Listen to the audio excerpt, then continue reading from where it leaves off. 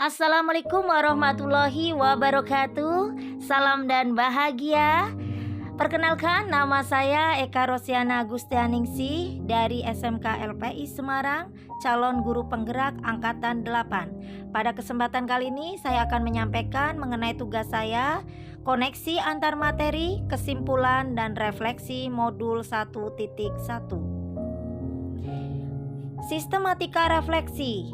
Yang pertama, simpulan materi. Yang kedua, pemahaman sebelum mempelajari materi. Ketiga, pemahaman setelah mempelajari materi. Dan keempat, rencana tindak lanjut saya.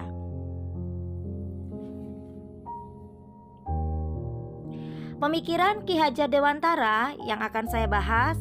Yang pertama, pendidikan dan pengajaran. Kedua, tujuan pendidikan dan pendidikan yang menuntun. Ketiga, kodrat alam dan zaman, asas trikon, dan budi pekerti. Yang pertama, pendidikan dan pengajaran. Menurut Ki Hajar Dewantara, pengajaran adalah bagian dari pendidikan. Pengajaran merupakan proses pendidikan dalam memberi ilmu atau berfaedah untuk kecakapan hidup anak secara lahir dan batin. Pendidikan adalah proses memberi tuntunan terhadap segala kekuatan kodrat yang dimiliki anak agar ia mampu mencapai keselamatan dan kebahagiaan yang setinggi-tingginya, baik sebagai seorang manusia maupun sebagai anggota masyarakat. Yang kedua, tujuan pendidikan menuntun segala kodrat yang ada pada anak-anak agar mereka dapat mencapai keselamatan dan kebahagiaan yang setinggi-tingginya sebagai manusia maupun anggota masyarakat. Lalu bagaimana pendidikan yang menuntun itu? Di sini guru diibaratkan sebagai petani atau tukang kebun, di mana tugasnya menyiapkan lahan yang subur, menyirami, menghilangkan hama, dan memberi pupuk. Sehingga apabila petani mengharapkan tanaman tumbuh jagung, maka menanam jagung. Petani mengharapkan tumbuh padi, maka menanam padi. Begitu juga guru, apa yang diharapkan muridnya, maka perlakuannya pun sangat mempengaruhi. Sehingga guru harus memperhatikan betul-betul bakat, minat, karakter murid-murid kita. Proses menuntun menurut Ki Hajar Dewantara, ingarso sung tulodo, ing madya mangun karso, tutwuri handayani. Di depan memberi contoh, di tengah membangun motivasi, dan di belakang memberi dorongan semangat. Lalu kodrat alam dan zaman. Anak bukan tabula rasa, anak bukanlah kertas kosong yang siap ditulisi apa saja.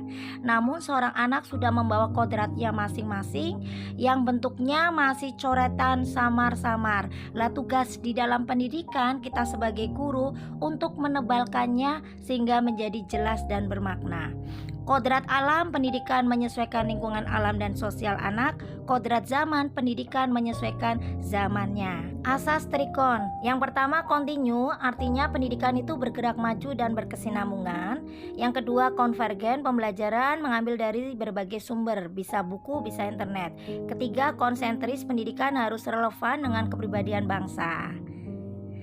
Selanjutnya, pendidikan yang menghamba pada anak. Kita sudah membahas mengenai pendidikan, di dalamnya tugas guru menuntun ya, jadi memberikan arahan, memfasilitasi apa yang dibutuhkan murid-murid kita sehingga pendidikan itu nantinya berpihak pada murid. Jadi mindset kita selama ini yang masih berpihak pada guru, kita pelan-pelan untuk merubahnya. Selanjutnya ada budi pekerti. Budi pekerti adalah bersatunya atau perpaduan yang harmonis antara gerak, pikiran, perasaan, dan kehendak sehingga menimbulkan tenaga atau semangat. Budi pekerti ini terdiri dari cita, rasa, karsa yaitu karya, dan pekerti yaitu tenaga. Ketika murid-murid kita memiliki budi pekerti, maka terjadilah keseimbangan atau keselarasan hidup. Dan budi pekerti ini pondasi awalnya ada di keluarga. Kemudian kita bimbing di sekolah melalui Bapak Ibu guru. Kemudian terjadi di masyarakat, di mana tempat murid-murid kita bersosial. Pemahaman sebelum mempelajari materi. Yang pertama, pembelajaran berpusat pada guru. Yang kedua, mengejar ketuntasan materi. Ketiga, menyamakan standar penilaian yaitu KKM, kriteria ketuntasan minimal. Memang saya akui Bapak Ibu guru lebih fokus bagaimana anak-anak didiknya itu bisa tuntas. Yang keempat, materi cenderung berfokus dari buku paket yang tersedia. 5, kurang memperhatikan kemampuan awal dan latar belakang siswa. 6, fokus pada hasil bukan proses. Nah, ini semua harus kita perbaiki melalui pemahaman setelah mempelajari materi. Ada perubahan yang saya lakukan. Yang pertama, pembelajaran berpihak pada murid. 2, bukan lagi mengajar tetapi menuntun anak dalam pembelajaran. Yang ketiga, bukan lagi mengejar materi tetapi lebih fokus pada kebutuhan murid. Yang keempat, sumber belajar itu dari mana saja, bisa sesuai dengan asas konvergen, tidak hanya dari buku paket tetapi juga bisa dari siswa, bisa dari internet. Yang kelima, proses ini jauh lebih penting daripada hasil, sehingga Bapak Ibu guru, penilaian tidak hanya berdasarkan finishing ya, tetapi bagaimana murid-murid kita saat proses pembelajaran di dalam kelas maupun di luar kelas. Selanjutnya, rencana tindak lanjut. Kita merubah mindset kita dari berpihak pada guru menjadi berpihak pada murid. Apa yang saya lakukan? Yang pertama, merancang pembelajaran yang menarik. Bisa kita memanfaatkan aplikasi Quizizz, menyiapkan media pembelajaran yang beragam sehingga memberikan stimulus murid kita untuk aktif. Ketiga, menerapkan sistem Among yang dilakukan Ki Hajar Dewantara. Yang keempat, memperhatikan aspek psikologi latar belakang dan kemampuan murid.